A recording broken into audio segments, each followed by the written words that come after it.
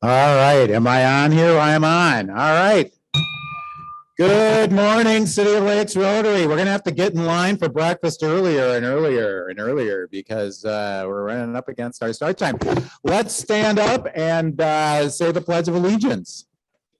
I pledge allegiance to the flag of the United States of America and to the republic for which it stands, one nation under God, indivisible, with liberty and justice for all. And the four-way test and the things we think, say, and do. 1, is it the truth? 2, is it fair to all concerned? 3, will it build goodwill and better friendships? And 4, will it be beneficial to all concerned? Tom Tamura has a reflection today. Tom.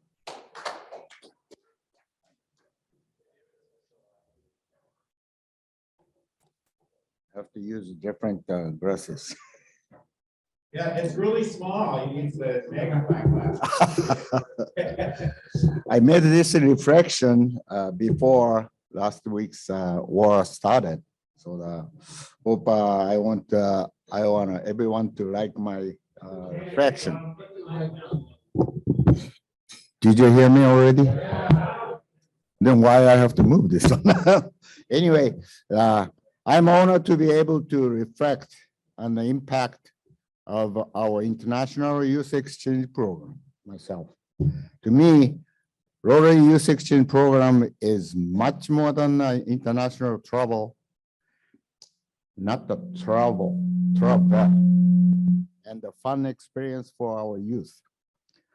In fact, its importance is almost our own small impact in bringing us closer to world peace. Through this organization, we can unite cultures, foster shared understanding, and encourage empathy.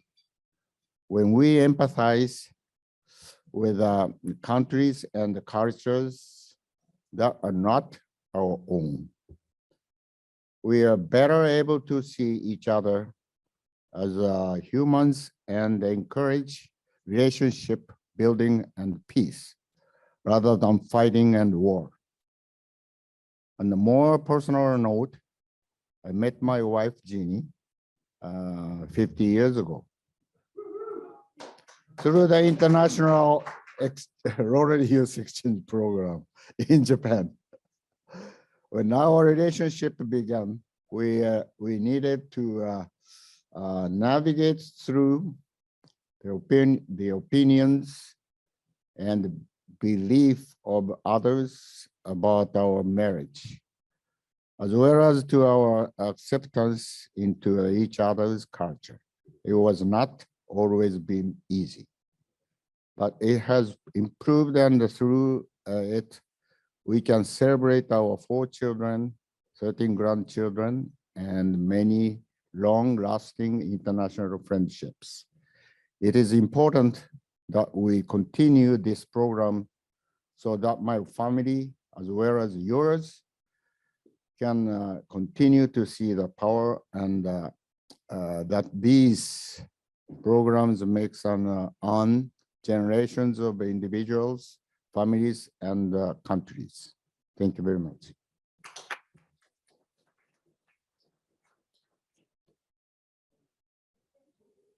Thank you, Tom. All right, Ellen and the Rooters have a song this morning.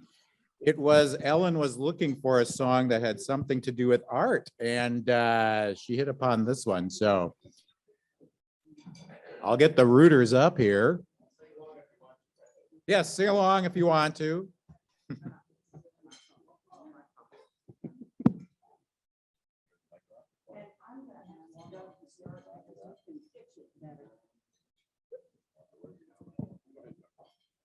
Starry, starry night, paint your palette blue and gray. Look out on a summer's day with eyes that know the darkness of my soul. Shadows on the hills, sketch the trees and daffodils. Catch the breeze and winter chills in colors in the snowy linen land. Now I understand what you tried to say to me, how you suffered for your sanity, how you tried to set them free. They would not listen, they did not know how. Perhaps they'll listen now. All right, thank you. Dick, do we have your introduction of guests and visiting Rotarians?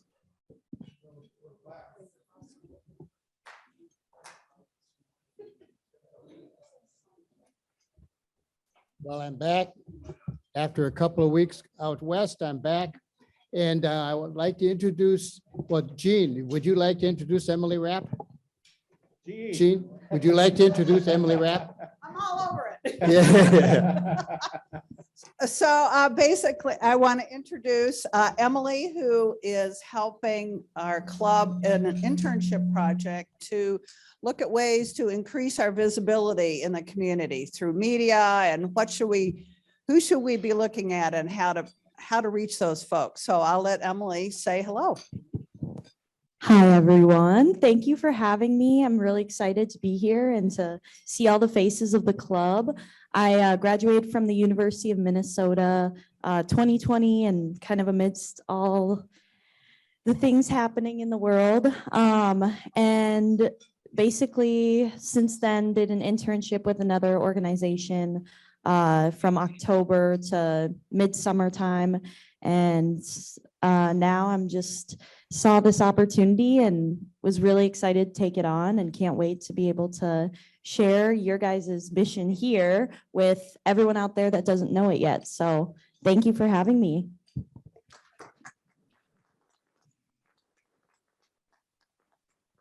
Unless there's somebody. We have a couple of folks online. We have Addie Cross with us this morning. Addie, do you want to say hi? Yeah, can I jump in first, Addie? I'll make a few opening comments. And I first, and also, pardon? Go ahead, Jim. Okay.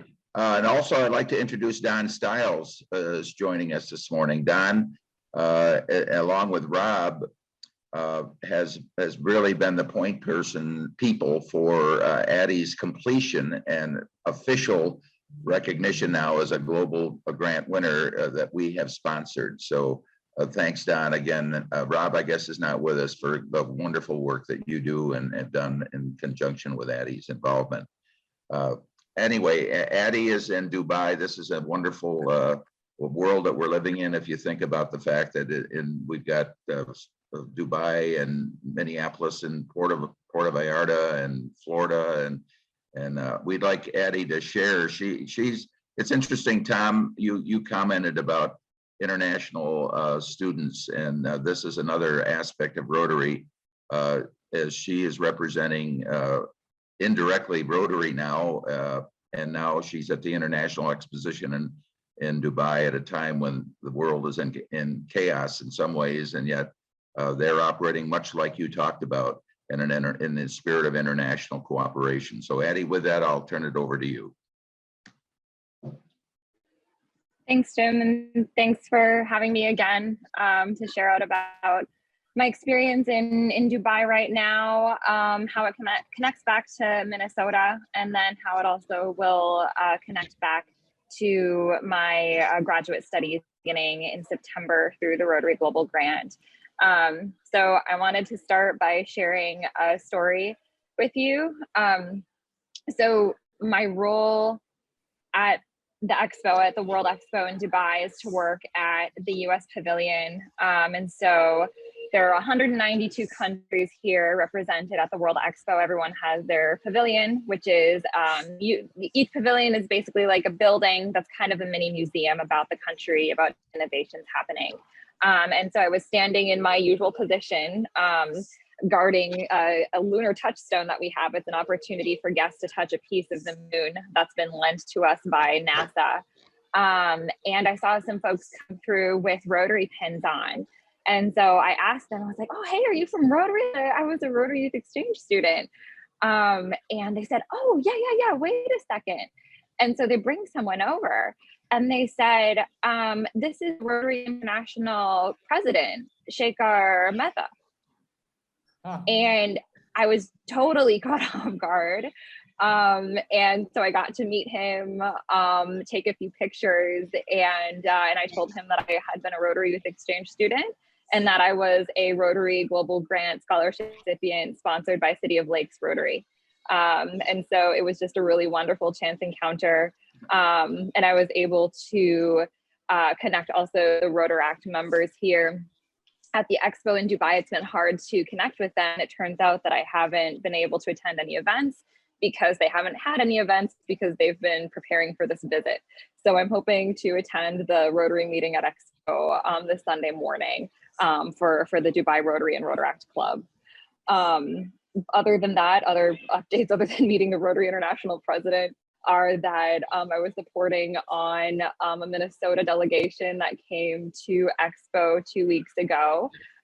This was a group of people, including Rotarian Jamie Verbrugge, who is the president of the Bloomington Noon Rotary Club. And he was accompanying the delegation to talk about Minnesota's bid to host a specialized expo in 2027. So it was really an honor to meet him and be together in Dubai and be connected through Rotary. Also on that visit was Senator Amy Klobuchar, so I got the opportunity to meet her, and it was really just a good time to have a little piece of home here in the UAE. And then I'll wrap up by saying that I have finalized my choice of schools. In previous meetings, I've mentioned that I was choosing or debating between different options. Because of acceptances coming out and the way that they came out, my final option is Andrews, the University of St. Andrews in Scotland, which I'm very excited to attend starting in September. So I'll be doing my Master's of Research in social anthropology there, and continuing the research that I did through my Fulbright last year in El Salvador. I'll also be sharing a little bit of that with you coming up on April 6th. I will be here in person to share with the club.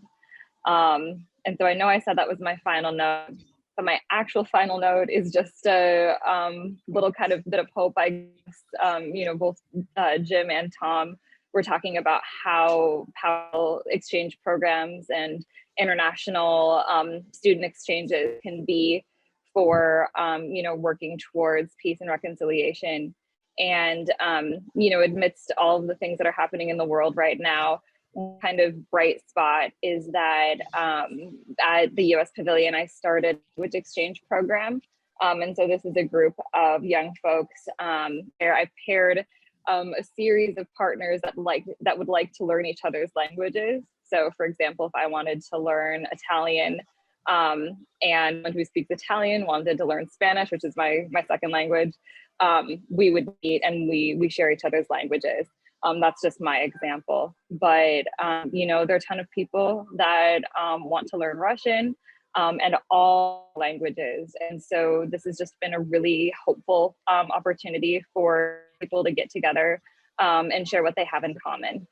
So thank you again for having me at your meeting virtually, and I'll see you soon in person. Wonderful. Thank you, Addie. Nice to hear from you. I did sign your global grant too, so we got that going. All right, Russ, you have a guest as well. Well, before Russ introduces his guest, Jim mentioned that Don Stiles from yes. Bloomington Rotary is with us. Don, did you want to unmute and say a couple words? Just wanted to say how wonderful it is to have Addie in your Global Scholar for your club. It's just going to be great. She's outstanding, and we really look forward to her doing some wonderful things. So congratulations. Very good. Thank you. Welcome, Don. And Don, I would be remiss if I didn't say thank you so much for your service to the district. Nobody's done more for the district. Yes, Don, thank you for your service to the district. I don't know if your microphone's on though, Russ, so.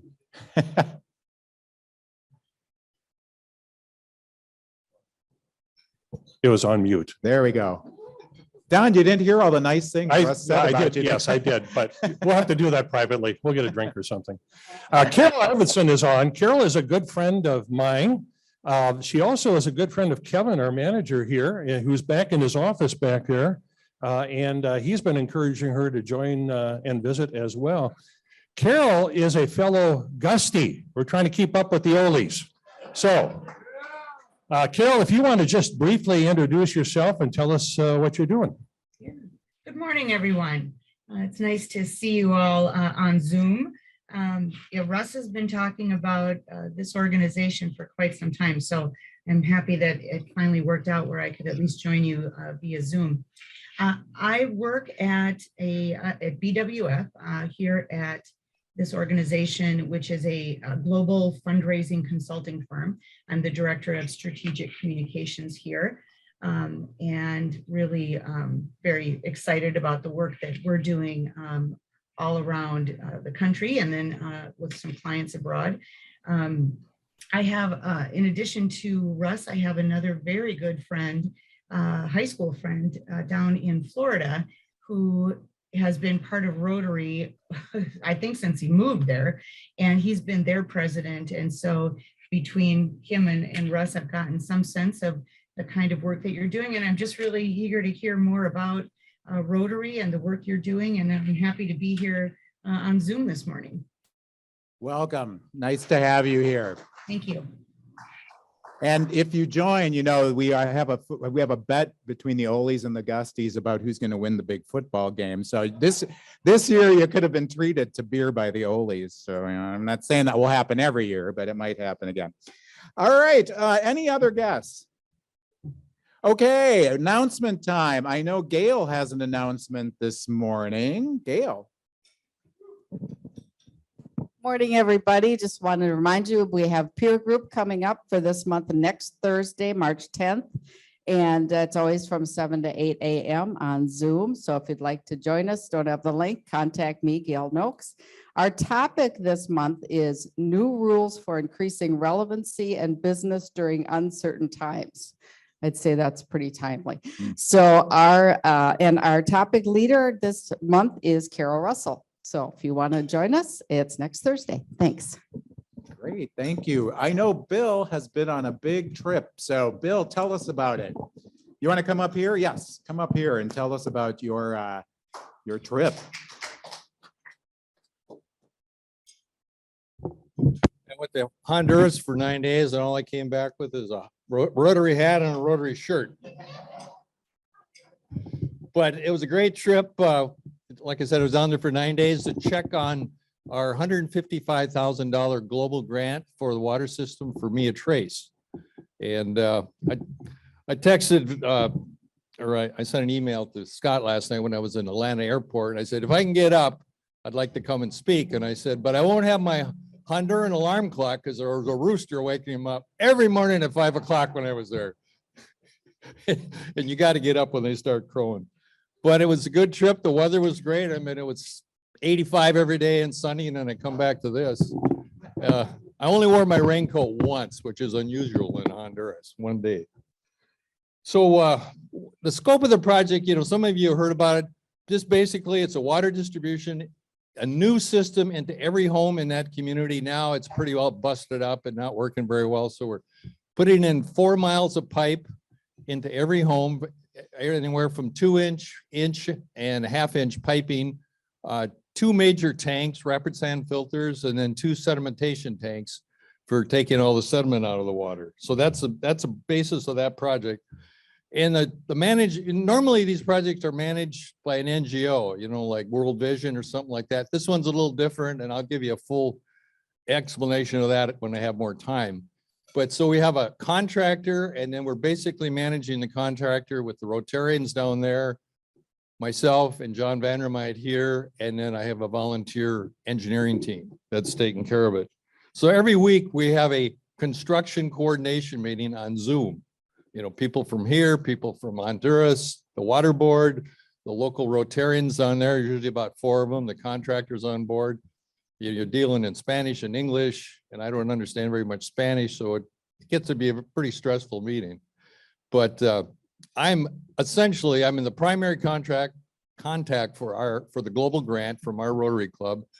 In addition, I'm the project manager. I mean, that's what I did for 44 years. So I know how to do it. It's just a little more difficult from 3,000 miles away in a different language, but we're getting through it.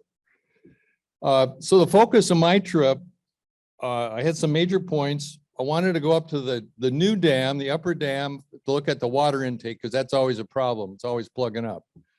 And then the intake at the lower dam, similar problem.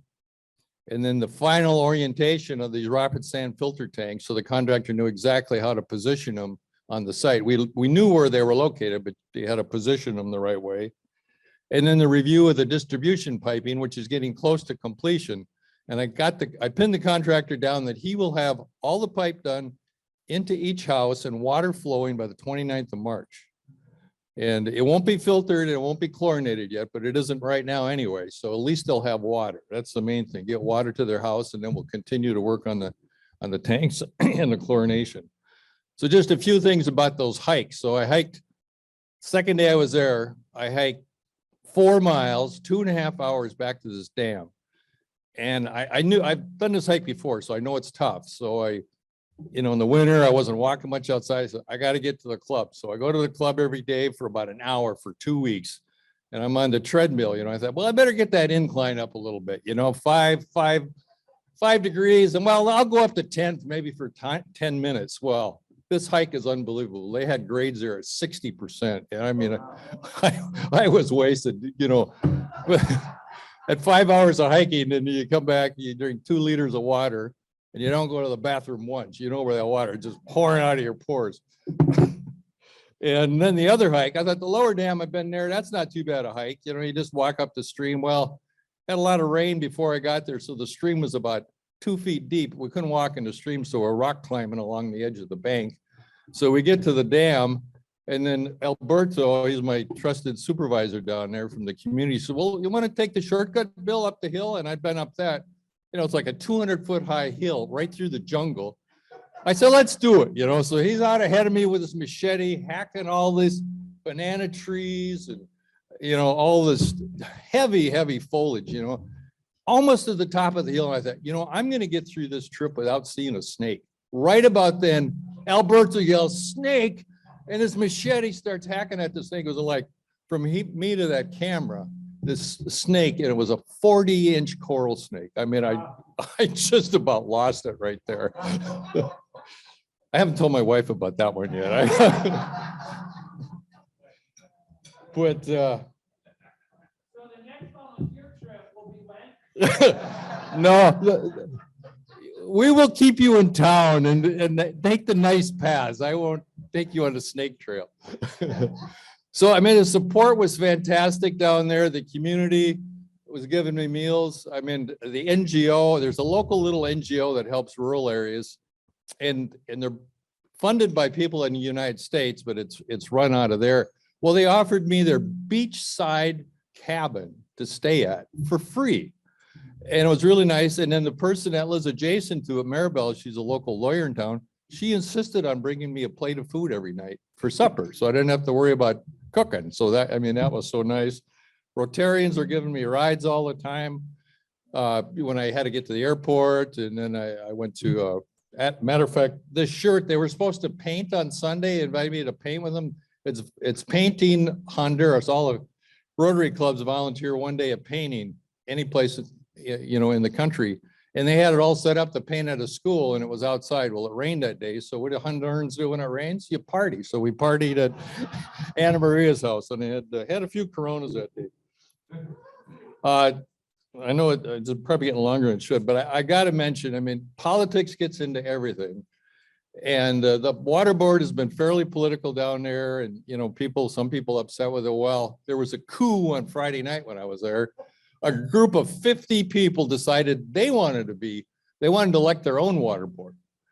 And it's not legal yet, but I think it'll eventually happen. There'll be a new board because they haven't had election for over a year because of COVID.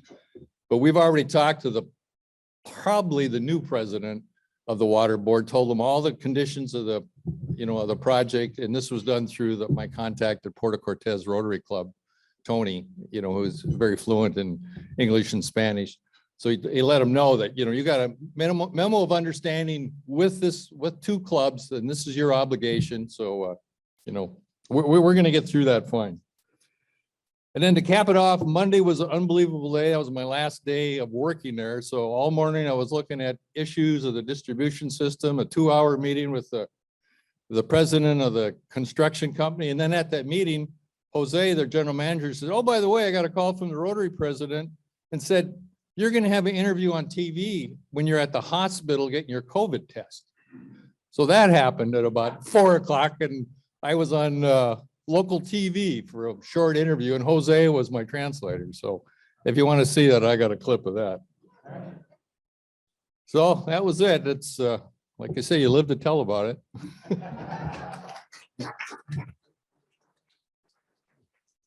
Just one other thing with the international group is meeting next Thursday on the 10th, and we are going to discuss donating the rest of our funds, about $4,000, to a good project in Ukraine, and we know they need it. So hopefully with the approval of the board, we'll get your approval this time, Scott. Thank you. That's your Rotary time, effort, and money at work. Thank you so much, Bill. And I'm glad you had a great trip. All right, our day chair today is Keith Shoquist. Keith has been a member of the greatest Rotary Club in the world for over 35 years. He is a retired architect who practiced for 40 years, and he's been on the International Service Committee and has made several Rotary trips to Guatemala and the Caribbean. And he's looking forward to today's presentation. So Keith, thank you for being day chair today.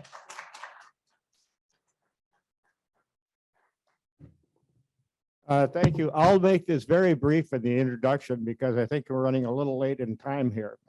Our speaker today is Henriette Polisic, and she's currently the chief curator and head of the curator affairs at Walker Art Center in Minneapolis. Previously, she was director of exhibitions and curator at MIT Visual Arts in Cambridge, Massachusetts, and she has done much work at the Hamburger Bahnhof Museum in where was that? Berlin. Okay. I knew it's here someplace. Anyway, during that time, she served as a visiting curator at Corner House, Manchester, and has done many projects in that area.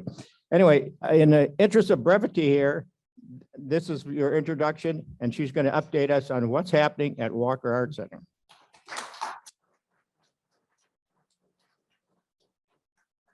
Thank you, Keith, for the introduction, and thank you for having me. Ellen, thank you for inviting me. Can you not hear me? Is this better? Can you hear me now? Okay, I'll try to lean over a little bit more. Good morning. Thank you so much for having me. I think this will be a little bit of a tough act to follow. No stories from Honduras here, but I'm really glad to be talking about the Walker Art Center a little bit. As Keith said, I'm the chief curator and director of curatorial affairs, which means that I oversee most of the programming areas, which, as most of you probably know, I'm sure everybody has some level of familiarity with the Walker Art Center. We're a multidisciplinary art center. This is fairly unique. We really kind of don't have a similar institution in the United States. There are some others in Canada and in the UK, but this is really, I mean, Minneapolis has an institution here that really stands on its own. So we do, we present visual arts, we present performing arts, theater, dance, music, and we present moving image work. So those are the areas that I broadly oversee. I took this job a little over 2 years ago in January of 2020, which of course means that much of my tenure has pretty much overlapped with the pandemic. And much of our thinking, our activities, really have revolved around that public health crisis. My job turned out to quite different than what I first thought. We figured out how to close a museum, how to open a museum. We've all been dealing with this hybrid virtual moment. And then, of course, you know, we have been in Minneapolis and then really in the world also been reckoning with the murder of George Floyd and the racial justice movement that started in Minneapolis and has really been reverberating around the world. And I think, you know, all of us here in the Twin Cities and really anywhere are kind of thinking about that. And what does that mean for our responsibility and our activities as an arts institution, as a cultural institution, as a civic institution? So what I'm going to talk about a little bit, I'm going to do try to do a little bit of everything, and I have my stopwatch going. I hope I'm not going over time. Is talk a little bit about what we do and our strategic planning process, which we wrapped in the fall. We ratified a new strategic plan in September of 2021, which is really going to be our North Star for the next 5 years. I'll talk about that a little bit. I'll flash back to some Walker history, and then I'm going to talk about some of our current initiatives and activities. So as part of the strategic planning process, do I need to point at the, oh. Can you advance this for me? Great. So we just, we formulated a new mission statement, and I think this sort of already goes to the heart of how we're kind of orienting our activities, which reads, the Walker Art Center empowers people to experience the transformative possibilities of the art and ideas of our time and to imagine the world in new ways. Quickly walking through what it is that we do. I'm not sure this is working. So if can I just give you cues? Okay, so I talked about the 3 pillars of our programming. There's of course visual arts, and we have incredibly beautiful galleries at the Walker Art Museum, which you see here. This is a show by the artist Siam Ardani, who was living and working in the Twin Cities for much of his career, very influential teacher. If you haven't been, I really encourage you to visit. These are some of the most stunning art galleries in the country, if not the world. Oh, wrong page here. We have a very stellar collection with, and I'm just going to talk about this very briefly, some wonderful examples of American minimalism, like works by Donald Judd, Dan Flavin, Saul LeWitt. We also have holdings of art de pauvre art, of Viennese actionism, of Japanese gutai, and several monographic concentrations, a real treasure trove of works on paper. But the Walker is really a very unique institution with respect to our collections as well, in that we have really tended to collect around the edges of the obvious. And the Walker is really distinguished by always having embraced hybrid and kind of otherwise works that sort of live between disciplines and bridge disciplines, which makes us really fairly unique. We also present, I'm going to skip past this very quickly. We present performing arts. There's an image here of our McGuire Cinema theater space, which is a state-of-the-art facility, which is very flexible. We can present dance, we can present music, and experimental theater. Some of us might know Rock the Garden, which is a very big rock music showcase that takes outside in the garden in June, and it's coming back this year. It was just announced. Next slide, please. And we have a fantastic cinema, the Walker Cinema, which you see here, probably has the best projection facilities in town. I know I'm bragging a little bit, but we are very, very proud of the Walker building and what we do. So I'm going to flash back to a little bit of history. The Walker Art Center, and you can go to the next slide, was founded by Thomas Barlow T.B. Walker. Sorry, I forgot this slide. Of course, we have the Minneapolis Sculpture Garden, which is a kind of a point of city pride. Here you see the spoonbill, Claus Oldenburg spoonbill and cherry. The cherry was just in New York to be repainted. It needs a fresh coat of paint every 10 years. So the spoon was without its cherry for a number of weeks and recently reunited. Some of you might have seen that in the press. So can go to the next slide. There is T.B. Walker, a Minneapolis lumber magnate who made his money from lumber in Minneapolis, who started to amass his collection in 1874 at the request of his daughter, who wanted a drawing for her bedroom, which led him to really immerse himself in the art of his time. And he put together something which eventually came to be the most collections of art in the Midwest. You can go to the next slide. It wasn't particularly contemporary focused. He had really fine examples of the Hudson River School, the Barbizon School. He collected very eclectically. He had Chinese jade sculptures, he had vases. And for 50 years, between 1879 and 1927, the public could view his collection in his house. So this is a view of one of the rooms in his house. He made several rooms open to the public and presented his work. His works are a very generous civic act. Can go to the next slide.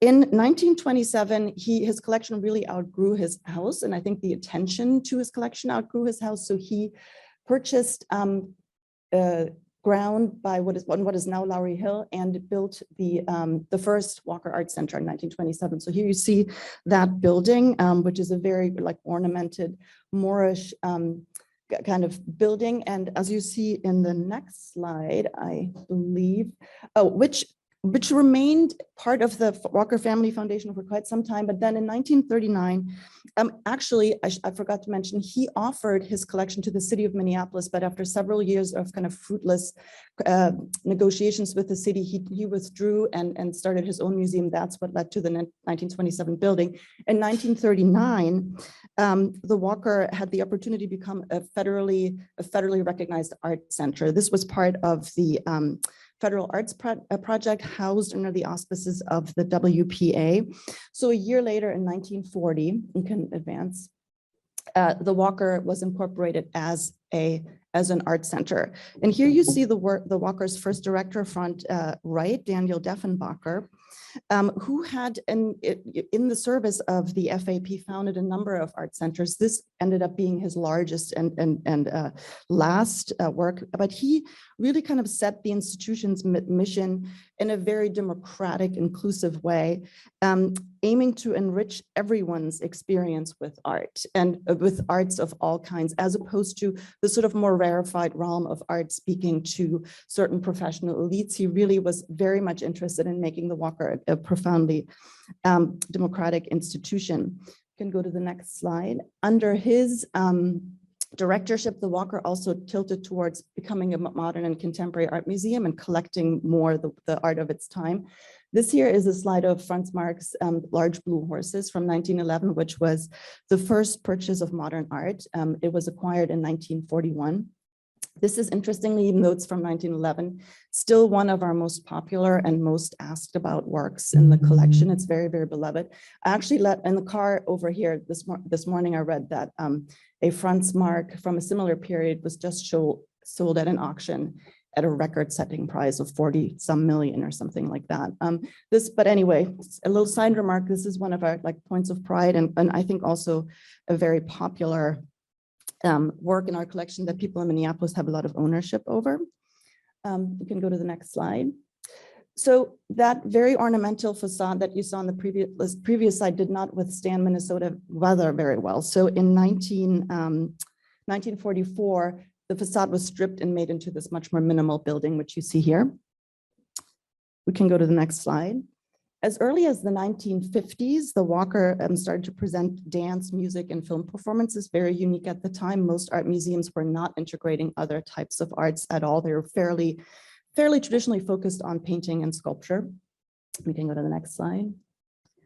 But then a little bit later, the Walker collection outgrew its building once again, which is a pretty familiar story with any of you who follow museums. Like we have been going, I think over the last 15 or 20 years, a veritable boom in buildings. I think this has stopped a little bit now, but museums have been expanding. So in the late 1960s, that old Walker building was demolished to make space for the new Walker, which you see on the next slide, opening in 1971, which is starting to look a lot more what most of you have seen up on Lowry Hill. This is the building designed by a New York-based architect, Edward Larrabee Barnes, which we now call the Barnes Building, and which is the place where you see those beautiful galleries with the white terrazzo floors. We can go to the next slide.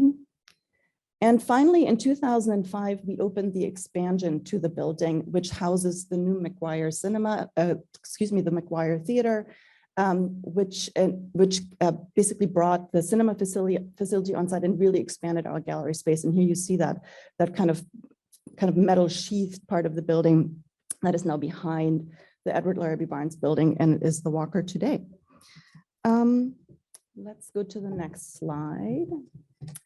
So I'm going to go back a little bit more to our strategic plan, which of course is now being ratified some 17 years or so since we opened the Herzog de Meuron building, sort of signaling a new era. We also have, I arrived 3 years ago, our current executive director, Mary Cerruti, arrived at the Walker Art Museum. She is the 5th director of the Walker Art Museum. And with her and the current board of trustees, we were working on the strategic plan. And it really has 3 pillars. One is, of course, to invest in the experimental, cross-disciplinary, auspicious programming that we've always been known for. The second is an approach to really invest in our communities, kind of think about how we sit in our communities, how we communicate with our communities, being a welcoming and inclusive institution, and putting audiences front and center in how we're thinking about our programming. And the third pillar is sustainability, which is to invest in our institution and be a very good steward of our financial and other resources, as well as the land that we stand on. So those are the broad three commitments that we've outlined in the current strategic plan. We'll go to the next slide. And we formulated our values as a cultural institution, which you see here. Experimentation, we will always champion artistic experimentation and embrace new ideas and perspectives, including the risks that those entail. Equity and inclusion, we aspire to be an equitable and inclusive organization. And that brings, of course, and I think this probably resonates with some of the Rotary values, honesty, empathy, generosity, and fairness, which is reflected in how we treat our stakeholders and each other. Civic commitment, we really want to honor and recognize our responsibility as a civic institutions in the Twin Cities. With that, recognize the ways in which we are both sustained by and serve our audiences and our communities. Accountability, we are committed to transparency and are willing to be held accountable to our actions. And lastly, stewardship, and this I mentioned before, we are committed to being responsible and to being thoughtful stewards of the resources in our care, including the land that we're on. And finally, our vision statement, next slide, which says we will be a hub for artistic expression and engaging critical issues. We will ignite curiosity and creativity. We will embody a diverse and inclusive future. So that is the strategic plan which we're rolling out right now. We're very excited about this. We are currently in a phase of a sustainability study towards a campaign that will help us resource these different commitments that we're making. But I'm just going to spend the last few minutes talking about some of the initiatives that we've been undertaking over the last 2 or so years and what this kind of looks like right now. I'm not going to go into any big detail with exhibitions or so, but kind of give you an overview of the breadth of activities that we're sustaining. So if you go to the next slide, please. We received a very generous grant by the Andrew Mellon Foundation in 2019 towards an interdisciplinary initiative, which was a very broad project that was situated between the Visual Arts and Performing Arts Department and resulted in a number of really interesting artist commissions, which you see by artists, which you see outlined here. And one of the critical things about that project was not only that those two departments work together. I mean, that's something that the Walker has done over time. We have the unique ability to support artists who might be working in performing arts, but also make sculptures for the gallery, et cetera. But one of the key things about this is that we really provided artists the opportunity to develop their work into a new way. And we kind of helped them basically we provided them sort of with a new set of resources and initiatives to bring their work into a different form and to a different platform. For example, Jason Moran, who had been known as a very important jazz musician, as a result of this commission, started being a gallery artist who's making sculptures that are situated in the gallery space. Sometimes they're activated by musicians, and has since then really kind of burst onto the stage of the art world. He was included in the Venice Biennale, which is one of the most important contemporary art exhibitions in our field a few years ago. And a lot of this really came out of the very deep conversations that he's been having with my colleagues and the resources that we were able to provide him with. You can go to the next slide. We are deeply committed to publishing and scholarship, and that has lived both online and of course in the printed world. The Walker has a formidable design department, which is a design studio. Our designers design all of our books and our exhibition graphics. That is not necessarily the case in other museums. Like most museums don't have that large of a design studio inside, but we've always been very committed to sort of new and creative forms of publishing. So one of the projects that wrapped just last year is a 4-part series of resources online called the Living Collections Catalog. Those are basically kind of dives into parts of our collection, very scholarly researched and deep. The last one of these being Creative Black Music, experimental music at the Walker, which really looks at the history of Black jazz at the Walker and presents both really deep scholarship, but also incredible archival materials, videos from performances that took place on the Walker stages by Ornette Coleman, by Julius Eastman, by Amiri Baraka and others, which really hadn't been seen. So this is an interactive resource that is open and on the web that you can delve into and look at. It kind of points to one set of our activities. You can go to the next slide. The living collections catalog, yeah, that's right, design-wise. It was it was a very involved project. It took a lot of people throughout the institution to make it happen. But it's a wonderful resource. If you have some time, you can really go down a rabbit hole and watch some incredible performances. In the summer of 2020, like many institutions, we were reckoning with the civil rights movement that originated in Minneapolis, but also sort of like how we might be called upon as an institution to act differently and to support artists differently and support artists who might be operating in a more grassroots activist way. So we started an initiative called the Walker Artist Grant Project, which was a set of emergency grants, which we funded by diverting $120,000 from our acquisitions funds towards direct support of artists in need. What we did was we partnered with 10 Twin Cities-based organizations, which you see here, supporting, run by and supporting artists of colors from different backgrounds, and ask those partners to nominate 2 artists each, which would be given an unrestricted grant of $5,000 to be used at their discretion without any reporting requirement. And this was sort of an effort of us to share our resources when we could and give people essentially sort of no strings attached funding that people could use for their immediate needs, whether those are medical bills, your studio rent, or art supplies. It was really sort of very, very open. And that was, you can go to the next slide. Here you see the artists that were awarded as a result of this. They came from all disciplines, music, there were muralists in there, people who were really almost more community organizers, but also visual artists, a photographer, Patience Zelanga, is a photographer who really got a lot of attention documenting the protests that took place in Minneapolis in the summer of 2020. You've probably all seen some of her photos, which are now really iconic in the New York Times. And so we made those grants, but also one of the things that we're working on is what we hope to forge, at least with a number of these artists, some more long-standing relationships. So for example, Codex Herrera, who is an artist who works in public space and murals and also makes paintings, has since then been engaged as a teaching artist at the Walker. So this is sort of hopefully an ongoing effort to engage with people in a different and sort of longer time frame. You can go to the next slide. We also launched a community-based project that was spearheaded by our Peli department, which is the Department of Public Engagement, Learning, and Impact, our education department, with an Iowa-based artist called Jordan Weber, who makes works for the gallery, but is really also an activist and a community organizer. And a lot of his projects have taken the form of making community gardens, or urban farms, as he calls them.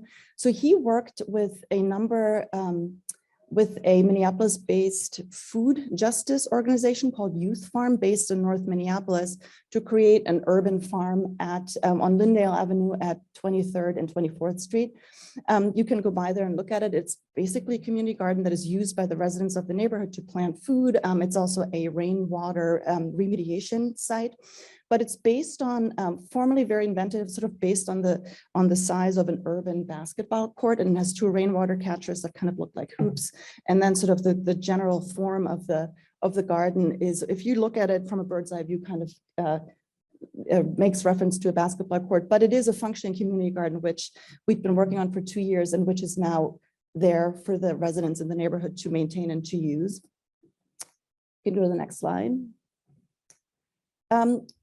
In the visual arts department and across the institution, we've been spending a lot of time looking into our collections and kind of thinking about who is represented in museums. When you look at statistics in museums in the United States, overall, the holdings of artists that we have are something like 80% male and 90% white. And that is a statistic that pretty much holds true across the field. Our numbers are somewhat better, but there's a lot of room for improvement. And this is something that we've been talking about a lot in our field with colleagues and other museums, both encyclopedic museums like the Minneapolis Institute of Art, as well as more contemporary institutions. So we spearheaded a number of roundtables, all virtual. You can see us here in one of these, where we're talking about diversity, equity, and accessibility initiatives across our field and how we might be able to think about our collections and how we can move the dial and work together on establishing some standards for best practice and transparency about our collections. Like a lot of these statistics historically haven't been very public to people, but as a field, we're sort of committed to talking about our acquisition practices, how we collect, why we collect, and who we collect, and think about sort of working together and really thinking about some standards for how we might go about this. So this was a number of convenings that my colleagues in the visual arts department put together, which have since then resulted in a larger initiative in the field, which is guided by the AAMC, which is the American Association of Museum Curators, which is sort of taking forward these efforts. And last slide.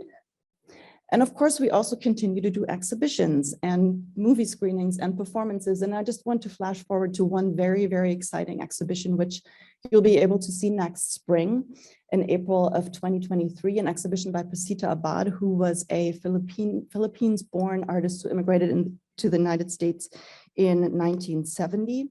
She was born in 1946, passed away prematurely in her 50s in 2004, and is an artist who really worked very peripatetically.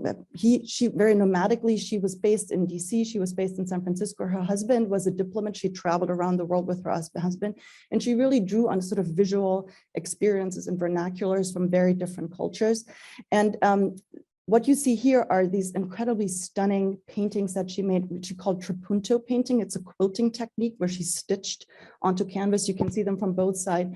They're really incredibly stunning. She also made a lot of work that kind of reflected on her experience as an immigrant in the early 90s and kind of thought about that moment of in which the ideas of multiculturalism were really coming to the fore in the United States. This is, she's an artist who has been until recently been very under the radar. She's been getting a lot more attention, but we are the first institution to present a full retrospective of her work. It will travel to San Francisco, Toronto, and probably New York as well as part of the tour. And I think this is going to be a really stunning exhibition that'll speak to a lot of people and bring a lot of visual excitement into the space. And I think I'm going to end here and just open it up for some questions or comments.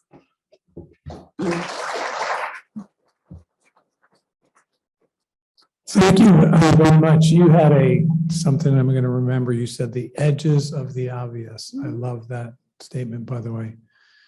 You have a unique path to people coming inside by all the people in the sculpture garden. Mm-hmm. Have you studied in any way, how many more people come outside than make their way inside, and what are some of the ways you could make it easier for them to come inside and share your great work? That's a very good question, and actually one we've been talking about a lot. I will say we don't have very deep data. We have an overview of how many people go to the sculpture garden, and I should have that right on top of my mind, but I can't give you the number now. It's a lot. We have a lot more visitors coming to the sculpture garden than making their way into the building. And we've been talking a lot about, well, how can we sort of ease that pipeline? Because there are some people a lot of people don't make their way across that very small, that little crosswalk into the building, which is actually open to the public. You can walk to the parking garage. It's an ongoing conversation. And I'm not going to say that we've really kind of arrived at the answer, but one thing that we started last summer, which was partly a result of COVID, is to really activate the garden with performances, concerts, and art activities, tours outside, to communicate to people, to make them understand that there's the garden, but it's also part of this larger art center that has these other resources. So there's one way to bring these together, and we'll be repeating that this summer. So I think there's a way to kind of go out into the garden with our activities that take place inside and create that relationship a little bit more. We do have a lot of people. I think probably our largest visitor numbers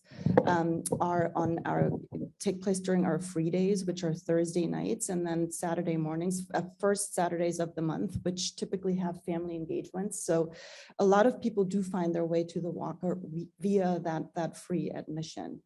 But yes, I mean, I think it's something that is really top of mind for us and that we're thinking about a lot. The Walker family was very active at Hennepin Methodist, now Hennepin United Methodist Church. And in fact, the parsonage next to was one of the Walker mansions. Mm-hmm. And they contributed their religious art collection to the church, which is in a gallery, this controlled environment. Have you ever been over to see those? I have not yet. I know that they're there and I need to make my way. They're waiting for you. It's one of the Yeah. treasures in Minneapolis that a lot of people don't know about. And one of the ones that's there is the Abraham and Angels. Okay. I don't remember who painted it, but it's been valued at well over $1.5 million. It's an incredible collection and it's really worth spending some time. And there's some schlock there too, but it's worth going to. Right. Well, I mean, I think, thank you. And of course, I invite everybody to go there too. That is true. We also, it's a part of T.B. Walker's collection was given to the Minneapolis Institute of the Arts too, because at a certain point, once the Walker focused more contemporary, it ended up being outside the purview of our collection. So you can see, for example, like the biggest jade piece over there. One more. Okay. Okay. Mhm. Thank you, Ms. Huldisch. I really enjoyed your presentation, getting a view of the future as you see it. I'm just delighted to see the continuation of the democratization of the Walker Art Center, representing all the inclusiveness that you've talked about. How are you reaching out to like the Hmong, for example, and other immigrant groups, the Somali, of course, and the Latin American communities that we have here? Is that the local immigrant groups also finding their way into your work and into your vision? Yeah, absolutely. And with the artist relief grant project that I talked about, we reached out very directly to some of those groups to kind of help us connect with the artists in those communities that we might not have a relationship with. Definitely, many of my colleagues in the education department have relationships. We're aware of the fact that we do need to reach out more and cultivate these relationships more deeply. But for example, we are doing an exhibition with a Minneapolis based artist whose background is Hmong, Pawa Hair, which will be on view starting in July. And actually, it was just announced that she will be in the Whitney Biennial in New York prior to that. So like a real kind of breakout moment for local artists. But as part of that, we are thinking about some ways to sort of bring in maybe Hmong food or other community members and connected. So we do need to do it via art. We are an art institution, but it's definitely something that is part of our mission and efforts. Thank you. Thank you. Wait. We're not done yet. Two items right here. This is a book that we'd like to have you sign, and it will be given to a third grader in the city of Minneapolis. And we also give you a bookmark that you get to keep as a project that we have in Haiti. This is lovely. Thank you very Okay. much. So thank you very much for the presentation. Thank you so much. March is Women's History Month, and we have great speakers lined up for March. And next week, Anna Persicari is going to lead a discussion of international women in the U.S. today, perspectives during a turbulent time. So we're looking forward to that. I think we will be here. Yes, we will be here. Some of our participants will be on Zoom, but we will be here as well. I want to thank Keith Showquist for being our day chair today. Tom Tamura, thank you so much for that wonderful reflection you gave us. Brock and Ross, thank you for all that you're doing. And Dick Mosman, thank you for being our greeter and taking care of signing people in. You all have a great Rotary week.